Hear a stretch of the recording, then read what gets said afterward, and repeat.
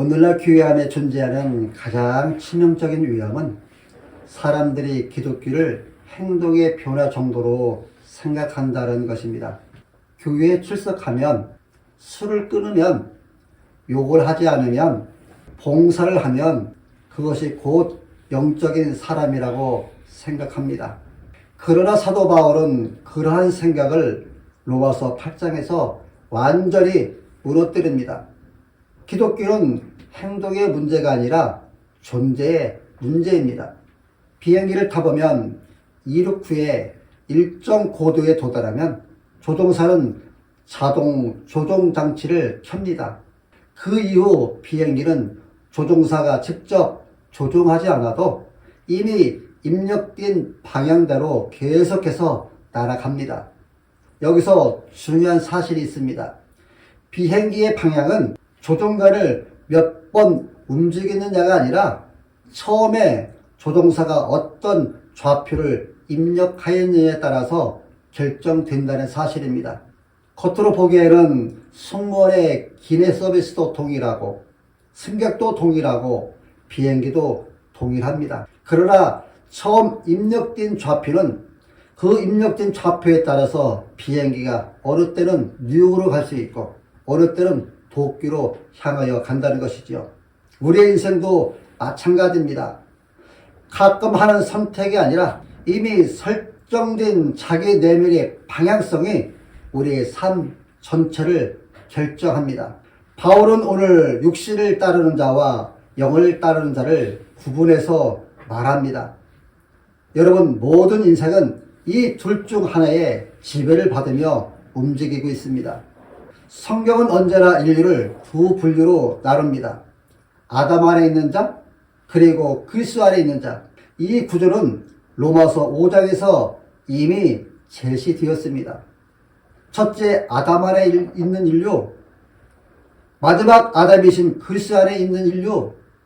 로마서 8장 5절로 8절은 성경적 인간론의 핵심을 매우 분명하게 보여줍니다. 로마서 5장에서 시작된 이 언약적 인류 구분을 8장에서 계속 설명하고 있는 것입니다. 본문 5절을 보십시오. 육신을 따르는 자는 육신의 일을, 영을 따르는 자는 영의 일을 생각하나니. 바울은 인간을 세 가지가 아닌 두 존재력적 상태로 구분합니다. 육신에 속한 자와 영에 속한 자.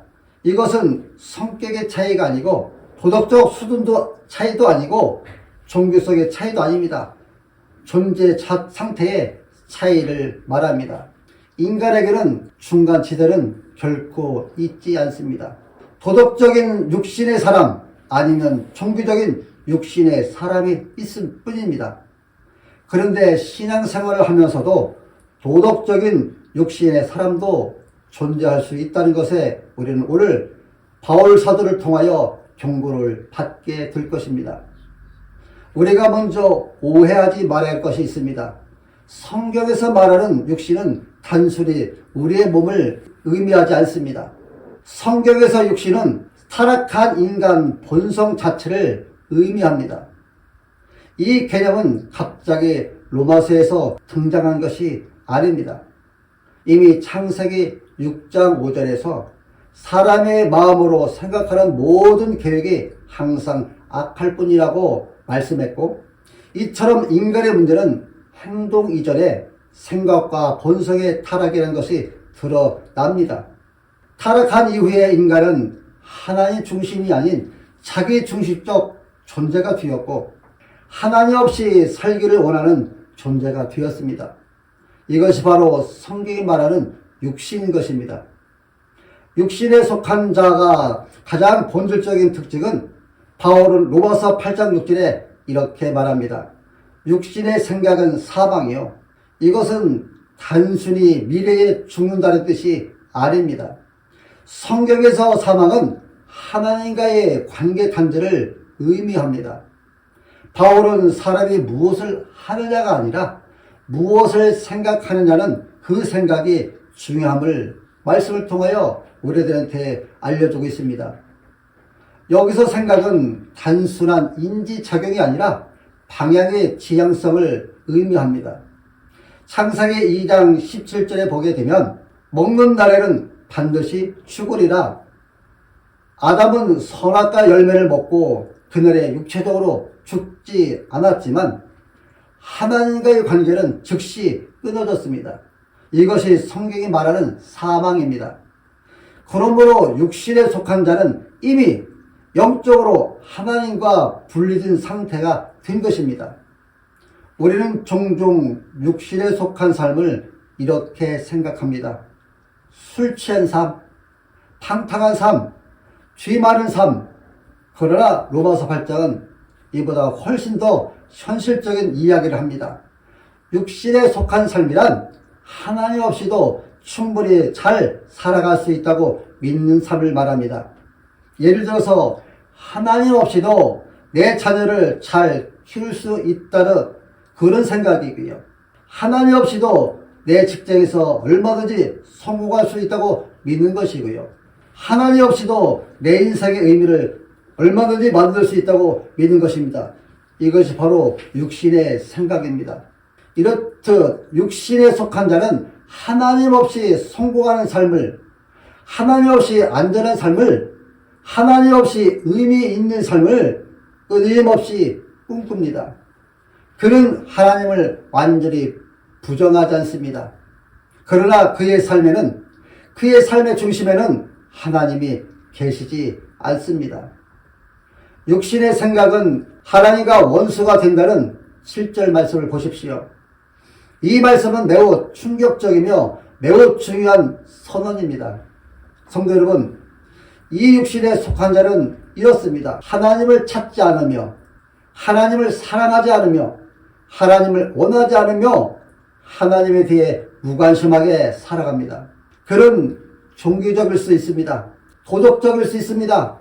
심지어 교회 안에서 얼마든지 봉사할 수도 있습니다. 그러나 그의 삶의 방향이 하나님 중심이 아니라 육신에 속한 것이라면 성경은 그를 향하여 하나님의 원수라고 말합니다. 왜냐하면 육신의 생각은 세속적인 생각이 아니라 하나님이 필요 없다고 생각하는 것이기 때문입니다. 여러분이 지금 직장을 선택할 때, 결혼을 결정할 때, 자녀의 교육을 고민할 때, 여러분들이 돈을 사용할 때 그 결정 속에 하나님이 실제로 개입하고 계십니까? 아니면 단지 기도 한번 하고 내 기준대로 결정하고 있지는 않습니까? 육신에 속한 삶은 무신론적인 삶이 아니라 실천적 무신론 삶을 말합니다. 그 삶은 입술로는 하나님을 믿는다고 말하지만 삶의 실제 결정 구조 속에서는 하나님이 전혀 필요하지 않은 상태입니다. 시편 14편 1절로 4절을 보면 어리석은 자는 그의 마음에 이르기를 하나님이 없다 하는도다. 그들은 부패하고 그 행실이 가증하니 선을 행하는 자가 없도다. 여호와께서 하늘에서 인생을 굽어 살피사 지각이 있어 하나님을 찾는 자가 있는가 보려 하신즉 다 치우쳐 함께 더러운 자가 되고 선을 행하는 자가 하나도 없도다. 죄악을 행하는 자는 다 무지하냐? 그들이 떡 먹듯이 내 백성을 먹으면서 여호와를 부르지 아니하는도다라고 말씀합니다. 이처럼 성경은 인간을 하나님을 찾는 존재가 아니라 하나님을 피하는 존재로 묘사하고 있습니다. 반면 여기에 속한 삶은 항상 종교적인 활동을 하는 삶이 아니라 일을 할 때도, 돈을 쓸 때도, 자녀를 양육할 때도, 인간관계를 맺을 때도 이 선택이 하나님을 기쁘시게 하는 것인가라고 그 질문을 항상 하는 삶입니다. 그래서 성공보다 순종을 선택하고 인정받는 것보다 거룩함을 선택하고 편안함보다 믿음을 선택하며 살아갑니다. 계속해서 7절 후반절을 보십시오. 하나님의 법에 굴복하지 아니할 뿐 아니라 할 수도 없습니다. 이것은 도덕적 약함이 아니라 영적 무능력을 말합니다. 여기서 우리는 인간의 절망적인 상태를 발견합니다. 육신에 속한 자는 하나님께 순종하지 않을 뿐 아니라 순종할 수도 없습니다. 육신에 속해 타락한 인간은 이처럼 하나님께 순종하지 않으며 순종할 능력도 없습니다.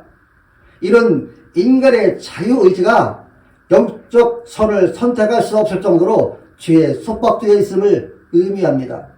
이에 예수님께서 요한복음 6장 44절에 아버지께서 이끌지 아니하시면 아무도 내게 올 수 없느니라 말씀하십니다. 인간은 하나님께 나아갈 능력 자체가 없습니다. 그래서 구원은 반드시 은혜로 시작되어야 합니다. 8절입니다. 육신에 있는 자들은 하나님을 기쁘시게 할 수 없느니라. 이 말씀은 교회 안에 있는 많은 사람들한테 가장 불편한 말씀일 것입니다. 왜냐하면 헌금을 하고 봉사를 하고 기도를 하고 찬양을 한다 할지라도 그것이 육신에 속한 상태에서 하는 것이라면 하나님을 기쁘시게 할 수 없기 때문입니다. 기쁘시게 할 수 없다는 말씀은 하나님은 감정이 없으신 존재가 아니라 기쁨과 슬픔을 가지신 인격적 하나님이심을 말씀합니다. 그분은 단순히 법을 지키는 존재를 원하시는 것이 아니라 그분을 향하는 마음을 원하십니다. 그리고 우리가 얼마나 종교적으로 열심히 하는가가 아니라 어디에 속해 있는가를 중요하게 보십니다. 육신에 속한 인간이 하나님을 기쁘시게 할 수 없다면 누가 우리를 변화시킬 수 있으며 우리가 어떻게 구원을 받을 수 있겠습니까? 우리의 이 질문에 사도 바울은 본문에서 성령에 속한 자는 하나님을 기쁘시게 한다고 답을 하고 있습니다. 성령의 주권적 세력을 강조하고 있습니다. 오늘 본문은 구원이 인간의 결단이 아니라 하나님의 은혜로 시작이 되고 성령의 역사로 가능해지며 새로운 본성의 창조로 이루어지는 것을 말하고 있습니다. 구원의 목적은 인간의 행복이 아니라 하나님의 기쁨입니다. 이것이 성경이 말하는 인간의 참된 구원입니다. 구원은 하나님을 기쁘시게 할 수 없는 존재를 하나님을 기쁘시게 하는 존재로 변화시키는 하나님의 주권적 사역입니다. 에스겔서 36장 26절입니다. 그때에 내가 또 너희 속에 새 영을 넣어주고 너에게 새 마음을 불어넣어 주겠다. 곧 내가 너희 육신에서 돌처럼 굳은 마음을 제거하고 살처럼 부드러운 마음을 심어주겠다고 말씀합니다. 여러분, 문제는 인간의 의지가 아니라 인간의 본성입니다. 육신은 하나님을 향하지 않습니다. 그러나 성령은 하나님을 향하게 합니다. 기독교는 인간의 의지를 강화시키거나 개선하는 종교가 아니라 재창조입니다. 기독교는 인간의 본성을 변화시키는 복음입니다. 성경의 관점에서 볼 때 본문 말씀은 단순히 삶의 방식의 차이가 아니라 존재의 영역의 차이를 말하고 있습니다. 두 명의 탐험가가 각각 나침반을 가지고 각각 다른 배를 타고 북극을 탐험하기 위해서 하기를 시작했습니다. 한 사람의 나침반은 북극을 정확히 가리키는 정상적인 나침반이었고요. 다른 한 사람의 나침반은 차기장의 이상이 생겨서 조금씩 다른 방향을 가리키는 나침반이었습니다. 두 나침반을 가지고 두 탐험가가 같이 출발을 해서 갈 적에는 얼마 동안은 비슷하게 그들이 가고 있었지만 며칠이 지나다 두 사람은 수십 킬로미터가 거리가 생기는 그런 간격을 보이면서 항해하고 말았습니다. 결국 한 사람은 목적지에 정확하게 도달할 수 있었지만 다른 한 사람은 엉뚱한 길을 갔다는 이야기입니다. 여러분, 문제는 배가 얼마나 빨리 달렸느냐, 항해하느냐의 속도가 아니라 방향을 제대로 가느냐의 차이인 것입니다. 로마서 8장은 육신의 생각은 사망이요 영의 생각은 생명과 평안이니라 말씀합니다. 이제 우리는 가장 중요한 질문 앞에 서 있습니다. 여러분의 인생의 방향이 지금 어디를 향하여 가고 있느냐라는 것입니다. 그리고 여러분의 마음의 중심이 무엇이 움직이고 있느냐라는 것입니다. 그것이 육신입니까? 아니면 영입니까? 성도 여러분, 인생의 문제는 우리가 얼마나 열심히 사느냐가 아니라 어디에 속해서 어디를 향해 살고 있느냐 하는 것입니다. 이것은 삶의 스타일의 문제가 아니라 존재의 문제인 것입니다. 오늘 본문 말씀은 우리의 삶의 방식이 하나님 중심인지 아니면 나 중심인지를 묻고 있습니다. 지금 이 순간 여러분의 영혼을 진단하십시오. 오늘 방향을 점검하는 시간이 되시기를 바랍니다. 여러분의 소비는 하나님을 기쁘시게 합니까? 여러분의 시간 사용은 하나님을 기쁘시게 합니까? 여러분의 직업 선택은 하나님을 기쁘시게 합니까? 여러분의 인간관계는 하나님을 기쁘시게 합니까? 오늘 여러분의 선택은 어느 쪽을 드러내고 있습니까? 육신에 속한 자는 하나님 없이도 충분히 살아갈 수 있다고 믿습니다. 그러나 영에 속한 자는 하나님 없이는 내가 아무것도 할 수 없음을 실제로 인정하며 살아갑니다. 성도 여러분, 오늘 말씀은 우리에게 더 열심히 살아보라고 말하지 않았습니다. 더 착해지라고도 말하지 않았습니다. 오늘 말씀은 저와 여러분이 어떤 존재인지를 밝히 드러냈습니다. 여러분이 지금까지 얼마나 종교적으로 살아왔는지가 아니라 지금까지 누구를 중심으로 살아왔는지를 보여주고 있습니다. 왜 우리는 하나님을 믿는다고 말하면서도 하나님 중심으로 살지 못하는 것입니까? 왜 우리는 주일에는 하나님을 예배하면서 월요일이 되면 나 자신을 예배하며 사는 것입니까? 왜 우리는 하나님을 사랑한다고 말하면서도 결정적 순간에는 항상 내가 그것을 판단하려고 합니까? 혹시 우리의 문제는 의지가 약해서가 아니라 생각이 다른 곳에 집착해 있는 것은 아닌지 이 시간 우리가 점검해 보았으면 좋겠습니다. 성경 본문은 우리가 교회에 다니는가를 묻는 것이 아니라 하나님 없이도 잘 살아갈 수 있다고 믿는지 이것을 묻고 있습니다. 기도는 했지만 결정 내가 내리고 있는지 묻고 있습니다. 예배를 드렸지만 인생의 방향은 여전히 내가 정하고 있지 않았는지 묻고 있습니다. 바울은 오늘 그 질문에 대해 로마서 8장 5절에서 이렇게 답을 합니다. 육신을 따르는 자는 육신의 일을, 영을 따르는 자는 영의 일을 생각한다. 성도 여러분, 우리가 먼저 기억해야 할 것은 여러분이 영에 속해 있다면 더 이상 하나님을 기쁘시게 할 수 없는 존재가 아니라는 사실입니다. 여러분은 이미 정죄에서 벗어난 복된 그리스도요 성도입니다. 그래서 나는 실패자가 아니라 나는 그리스도 안에 있는 복된 인생인 것입니다. 그리고 매일 아침 나는 육신의 지배 아래 있지 않고 나는 성령 안에 있다는 이 복음을 스스로에게 선포하십시오. 또한 나는 무엇을 기뻐하는가, 무엇을 자주 생각하는가, 무엇을 두려워하는가, 무엇을 가장 소중히 여기는 것에 대해서 방향성을 날마다 점검하시기 바랍니다. 육신은 자기를 중심에 둡니다. 그러나 영은 하나님을 중심에 둡니다. 여러분이 오늘부터 무엇은 결정 낼 때마다 이 선택이 하나님을 기쁘게 하드는 것인지 이 질문을 항상 던지십시오. 이 질문이 반복될 때마다 여러분에게 성령의 인도가 분명해질 것입니다. 믿음은 감정이 아니라 통제권을 넘기는 행위입니다. 영에 속한 삶은 내가 계획을 세우되 결과는 하나님께 맡기는 삶입니다. 내가 일하지만 의지는 하나님께 두는 삶입니다.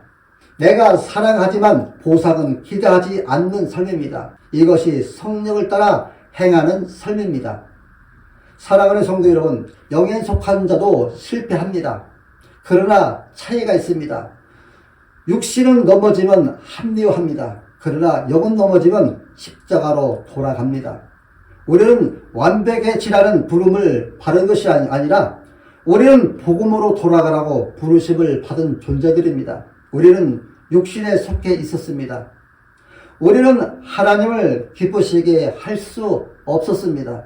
우리는 나를 사랑했고 통제권을 붙들었고 안전을 포기하지 못했었습니다. 문제는 행동이 아니라 존재 상태였습니다. 그런데 사도 바울은 이렇게 선언합니다. 그러므로 이제 그리스도 예수 안에 있는 자에게는 결코 정죄함이 없나니 왜 그렇습니까? 성령께 삶의 방향을 맡기기 때문이옵니다. 예수님은 우리가 실패한 자리에서 완전한 순종을 이루셨기 때문입니다. 육신을 입고 오셨지만 그러나 그분은 육신을 따르지 않았습니다. 과거에서 시험을 받으셨으나 굴복하지 않으셨고 사람들의 인기 앞에서 흔들리지 않으셨고 십자가의 고통 앞에서도 아버지의 뜻을 선택하셨습니다. 우리가 실패한 자리에서 그분은 완전한 순종을 이루셨습니다. 그의 삶 전체가 하나님을 기쁘시게 하는 삶이었습니다. 십자가에서 육신의 정죄가 끝났기 때문입니다. 바울은 말합니다.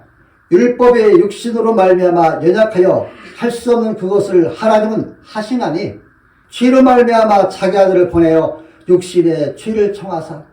사랑하는 성도 여러분, 여기서 놀라운 일이 일어납니다. 하나님은 우리의 육신을 개선하는 것이 아니라 십자가에서 정죄하셨다는 사실입니다. 그리스도는 우리 대신 정죄를 받으셨고요. 십자가에서 하나님은 우리의 실패를 눈감아 주신 것이 아니라 그 죄를 실제로 심판하셨다는 것입니다. 그리고 그 심판이 우리에게 떨어질 정죄였습니다. 그러므로 십자가는 사랑의 상징이기 이전에 공의의 자리인 것입니다. 세 번째는 성령을 보내셔서 새 상태로 옮기셨기 때문입니다. 복음은 단순히 죄를 용서하는 것이 아닙니다. 복음은 상태를 바꾸는 것입니다. 육신에 속한 자를 영에 속한 자로, 하나님을 기쁘시게 할 수 있는 자를 하나님을 기쁘게 할 수 있는 자로 우리를 바꾸는 것입니다. 성령께서 우리 안에 거하심으로 우리는 새로운 성령의 법 안에 놓이게 되었습니다. 이것이 성경 전체의 주제입니다. 하나님은 죄를 그냥 두지 않으십니다. 하나님은 그들을 새 창조로 만드십니다. 지금 여러분의 인생을 누가 운전하고 있습니까? 그리스도를 믿는다는 것은 그분을 구주자로만 부른 것이 아니라 그분을 주인으로 모시는 것입니다. 이제 여러분의 모든 동작부를 다시 그리스도께 드리시기를 바랍니다. 성령께 삶의 방향을 맡기시길 바랍니다. 육신을 여러분을 안전하게 해둘 것처럼 말하지만 결국 공허하게 만듭니다. 하지만 성령은 여러분을 불편하게 만들 수 있지만 결국 여러분들을 생명으로 인도합니다. 육신을 따르는 삶은 익숙하지만 죽음이고요. 성령을 따르는 삶은 낯설지만 생명입니다. 성도 여러분, 우리는 자기 힘으로 육신을 이길 수 없습니다. 그러나 그리스도 안에서 우리는 이미 다른 영역에서 서 있습니다. 문제는 이제 할 수 있느냐 없느냐가 아니라 문제는 어디에 속해 있느냐라는 것입니다. 그러므로 이제 우리 모두는 육신에 속해 육신을 따르는 어리석고 불행한 자가 아니라 성령에 속해 성령을 따르므로 생명을 얻으며 행복한 자로 살아가는 복된 인생이 되시기를 예수님의 이름으로 축원합니다.